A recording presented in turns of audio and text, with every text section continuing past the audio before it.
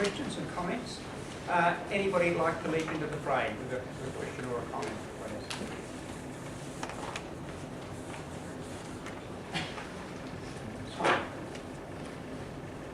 Well, first of all, thank you very much for an excellent summary of the situation of the Turkish accession question. It just struck me that when presenting the opinions of certain key member states, I didn't see the opinion of Greece coming in there. I think it would be interesting to know what the opinion of Greece, and of course, in a related way, Cyprus itself, bearing in mind that the accession process has to conclude with a unanimous vote in Council for the new member state. Thank you. That's a very interesting point. I think, given the presentation and the time frame I had, I wanted to sort of give the contrasting view. So those who were for EU accessions, I looked at the case of the UK, and those that had been quite against, and they had a very important role in the process. I was focusing on Germany and France. But of course, I think if I had the opportunity to do more research, definitely look at the case of Greece and maybe even more countries. And also, I think maybe the next step would be to also actually go to Turkey and maybe do some interviews, which I haven't had the opportunity to do. Thank you. Given the connections with Natalie's paper as well, the tensions within the Turkish government itself, if the Muslim Brotherhood was to actually increase its influence, and there's every chance of that, then in fact Turkey may not want to be part of the EU. So I think what we've got in terms of status quo is a very soft one at the moment. Natalie, you might want to comment on that. Well, yes, actually, it's part of the project that I've been leading, organized a conference last year, and we actually decided to have Turkish academics and to bring in the Turkish dimension into our discussions. Certainly there's been a shift in Turkish sentiment, and that's come because Turkey has seen the opportunity of becoming actually a major so-called actor in the Middle East. I mean, if you recall the discussion surrounding the Arab Spring, there was a lot of discussion of the Turkish model, that Turkey could be a model for democratization in the Middle East because it had managed to contain the question of Islamism, right? Of course, those that are very critical of it in Europe would say, not at all, not at all, look at what they've done. Right? Turkey has actually got a secular state, but it was obviously done not in democratic conditions. It was done by Atatürk to strengthen the state, to strengthen the power of the state, and it was strongly inspired actually by the war of the French state against the Catholic Church.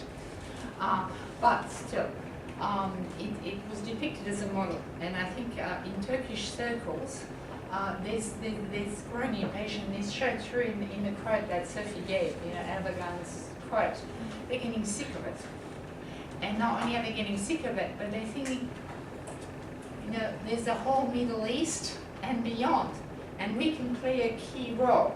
Then there's also the civilization theme, going back to the days of the Ottoman Empire. Maybe Turkey can regain, its status in that part of the world. So I think the way the game is going to be played is in fact, it may be just as much on the Turkish side as on the EU side, with obviously Greece is always, always objecting. It may just well be that the Turks say, well, okay, we give you a chance, we're waiting long enough, and now we've got better things to do. I think And certainly the current crisis of the EU is not helping. I was going to say, I think the Turkish public is getting quite restless as well, because for a moment they've always, and Cyprus, I think they both started negotiations at the same time, and now Croatia's in now, but they're still not in. So I think it's a bit of impatience of which way are we going to go? Are we going to go west, or are we going to go east? Other questions?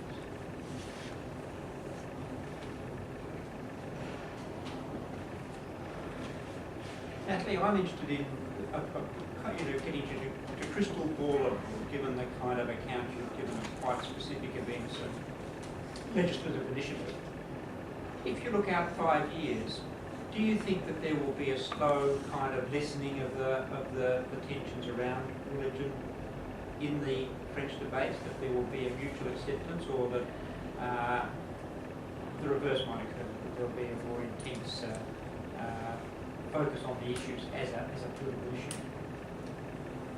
Well, I suppose two things I would say about that. I mean, because I had to keep the presentation brief, obviously, you know, I couldn't get down to the nitty-gritty of what was the context within that reactivation of that militant stance of the state. There was obviously a big electoral context, which was presidential elections. And certainly the UMP party and its leader, Nicolas Sarkozy, did a lot to fuel this. However, when the socialists came into power, interestingly enough, they did not reverse that legislation, right? They did not reverse the ban on the burqa. They did not reverse the ban on the street prayers, right? And in fact, the Minister of the Interior, Manuel Valls, has used language about laicity which is remarkably similar, right, to the discourse, right, of previous UMP governments. So it does not seem to be, there doesn't seem to be much in the crystal ball pointing to a real transformation. A certain degree of appeasement, yes, right, I would think so. Also because the French Socialist Party in power has been much more proactive in terms of actually encouraging Muslim French citizens to join the party, creating conditions where, you know, they might actually stand up for election, right, and actually enter the National Assembly. And that's bound to sort of create organic change, if you will. So I think a certain degree of appeasement, not a complete transformation. The discourse of laicity is not about to go away, right? And then, of course, there is a bigger context. And the bigger context is the crisis of the European Union, the tensions between France and Germany over its management, all that, right? And the Islam card, right, has been very useful for politicians to take away attention, right? The French state was not, you know, maybe having the same influence that it had in the past, right, over what was decided at the level of the European Union. Never mind, we talk about something else, right? And so the politics of fear have been very, very handy in terms of deflecting attention from the difficult situation of France at the moment, because France is next in line in the rest of the European Union. Italy now is in the middle of it, right? But the whole state apparatus, welfare state and everything in France is about to get hit, right? Cuts, budget cuts, and all the rest of it, and the impact that will have over society. Look, if I were a politician, talk about Islam, and then, you know, the newspapers are not talking about the cuts to, you know, how many teachers there are in schools, the health service and everything. I don't think it's going to go away in a hurry. That's why the affair. Pardon? That's why the affair. Sorry, Ralph, will you speak? Yeah. I think the affair of the French Prime Minister or maybe another way of sidelining. Oh, there's heaps of them. Yeah, heaps of them, I think. But as I said, certainly during the Sarkozy years, right? And as I said, Manuel Valls, the Minister for the Interior, has been talking a lot about laicity and all the rest of it. So there is an element of continuity. And certainly there's a lot of different things which have been used, you know, to deflect attention.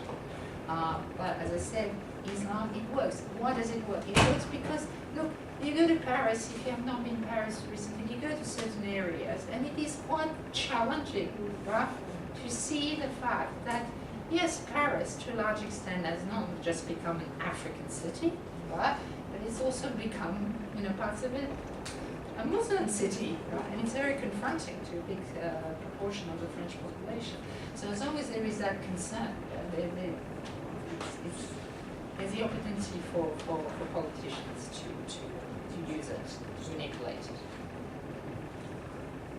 I think that's why Turkey is such a good case, because it highlights all these sort of challenges that we're seeing in Europe as well, not just in terms of the economics, but also the political, the religious, the cultural. Turkey by itself raises so many questions about what the EU is or how, which direction it's taking, and also it sort of gives the chance for the European Union to reflect on itself, what it stands for, what it wants to do. It's because Turkey is sort of that bridge between the two, very big country, very Muslim country as well, young population. So yeah, within itself, it sort sort of in a way prompts Europeans to ask questions and to think, which is, I think is a good thing as well, change.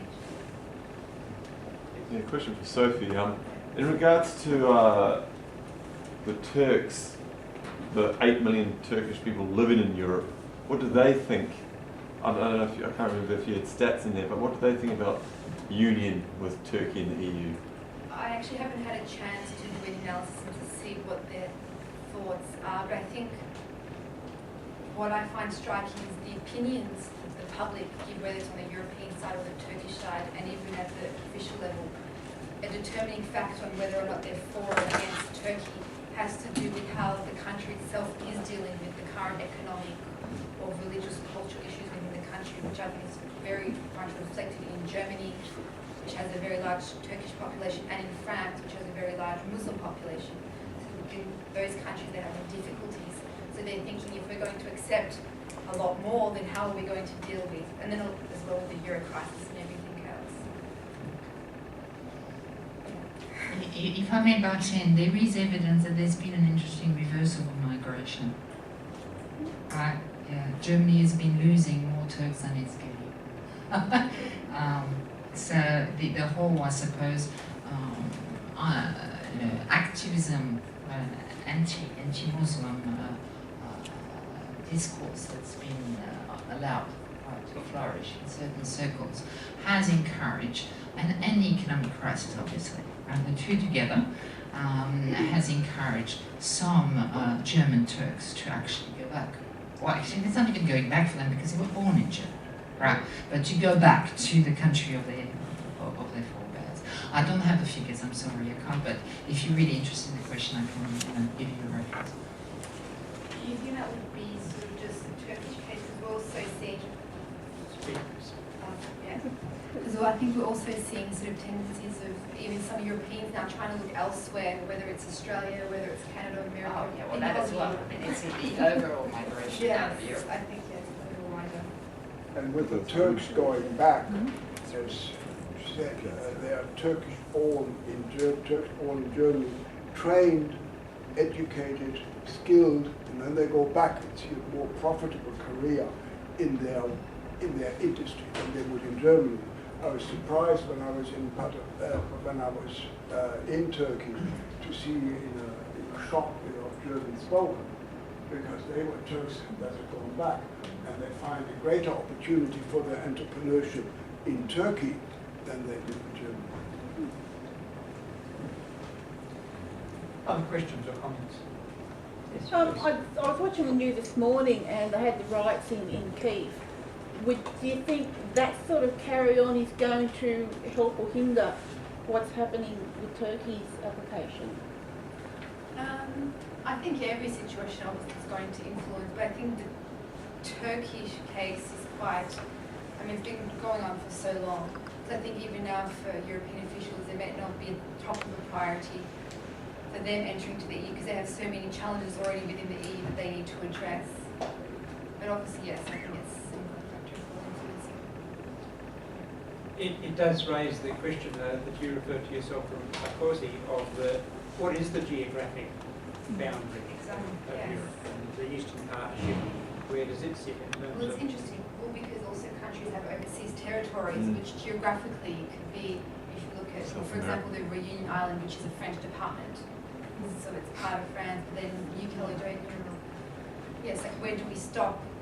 What's the border? Is there a border? Others?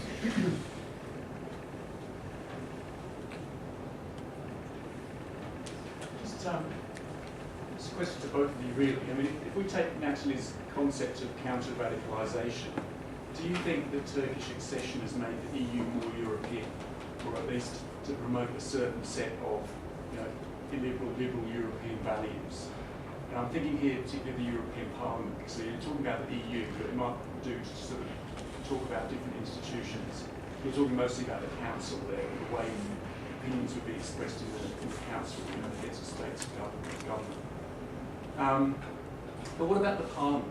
Now, the Parliament has adopted a strong human rights rhetoric. It inserts these clauses into every treaty that it negotiates with other third countries. But it also, in some ways, that's an expression of its relative weakness. You know, it's not one of the strong institutions, so it has to adopt a sort of a cause to give it a corporate identity at a moment when turnout is declining. You know, even though its powers are increasing. So do you think that the Turkish accession has created a kind of a counter-radicalisation of Europeans?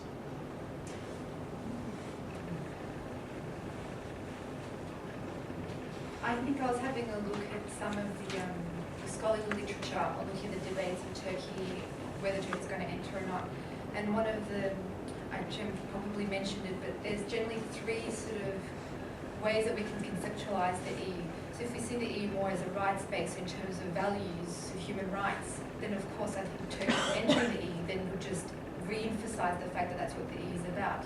But if we sort of identify the EU as more a cultural entity, or religious cultural entity, well then those who take this particular approach then are more likely to say, well then no, because Turkey's got a different religion, they have different history or so forth. So I think it sort of depends on how we understand the EU or what we want the EU to be about, and then that can sort of determine whether or not.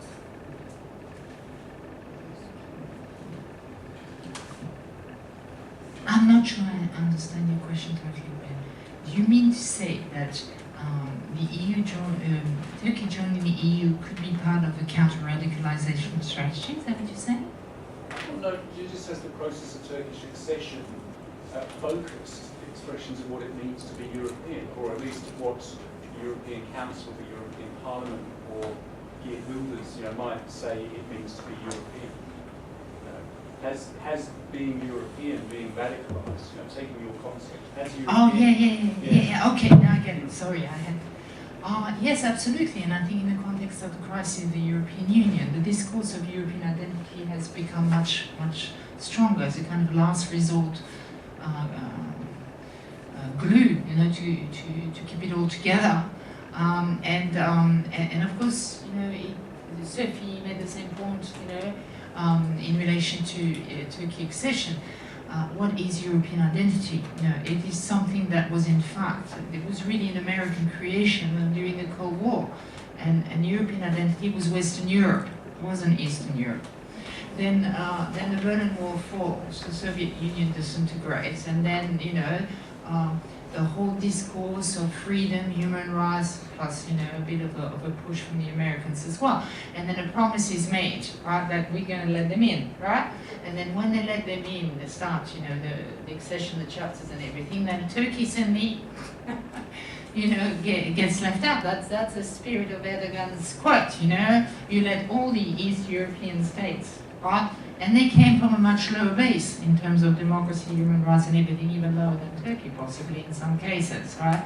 So if you think of really problematic states such as Bulgaria. So I think you're right. I think there's been a radicalization of this discourse of European identity, not just in relation to Islam, but generally across the board. Yes. Yeah, how many potential votes are there in the EP with the inclusion of Turkey? Well, if you remember Bruno's comments on Monday, Yeah. Germany has a maximum of 99, and that's according to those numbers. They have higher population than Turkey, so you would think something less than 99. But presumably there would be a recasting of the whole of the parliament, so something like the same current number of MEPs. But is that how it would work? Yes, and I think they were saying in terms of right now, Stuart, Germany, in terms of population size, Turkey will just be after Germany, so to have a whole restructuring of the power between, and that's one of the main reasons as well that France and Germany do not want Turkey to enter. Wouldn't that be understandable then that a lot of Europeans are very nervous considering the differences? Yeah. And there's already been criticism of how powerful Germany is. Well, then the inclusion of so many potential votes there, would make a lot of other people a lot more nervous. Yeah, exactly. That's one of the main arguments. It's a big bite to chew. That's what you're saying. Yeah, definitely. Just suppose if the Arab Spring comes to any kind of fruition in terms of democratisation across that region, and since there's such acceptance of the new constitution in Egypt, and so not so much popular resistance to the suppression of the Brotherhood there, that potentially you're not just opening Europe up to Turkey, but to the Middle East more generally, I suspect. And I just wonder how that plays in with the kind of European identity versus anti-Islamic identity as well. Sorry, could you just repeat? Just wondering about the what might happen if the Arab Spring comes to fruition in terms of a greater democratisation of that region, following the events, sort of the way that things are progressing in Egypt. So, in that sense, how will this sort of European identity and the rise of anti-Islamic kind of sentiment fit in with the potential, I guess, credibility of the whole Middle Eastern region as potential EU members? Well, I think it connects back to what we were discussing a minute ago, which is it's an incredible challenge. Well, it's an incredible challenge, and to think that there could be a form of democracy in the Middle East, right? It is a challenge that the whole discourse of European identity, right? The whole discourse of European identity is universalistic in style, as Sophie stressed, but it is really just projecting onto the planet a very specific European experience, like the EU itself. You know, the EU came out of a very specific very specific set of historical circumstances, but then it developed a whole discourse which presented itself as universals and of relevance to the entire planet. So if there were a model of Middle Eastern democracy developing, obviously that would be fairly destabilizing. Also, obviously, at the ideological level, it would be destabilizing. Of course, also economically, because then that whole region, which has got incredible potential, where the wealth is basically captured by an elite rather than actually enriching societies, all this would change, and that would make the whole region much more dynamic than it is at the moment. That would also be something that would be very destabilizing. And I think you would see a fault line developing, because the French have always looked, French foreign policy has always wanted the EU to have a privileged relationship, right, with the Middle East. Right? The Germans were never interested. The Germans have always looked towards Eastern Europe, because that was traditionally the part of the world where they were culturally and economically present. So yes, I support your statement. Unfortunately, if we look at what's happening in Egypt at the moment, I don't see it happening. So I think it's a bit hypothetical now, but it was certainly what was the case, when the Arab Spring happened. Okay, let me say, No, I'm fine. very warm thanks indeed to Natalie and to Sophie for your presentations.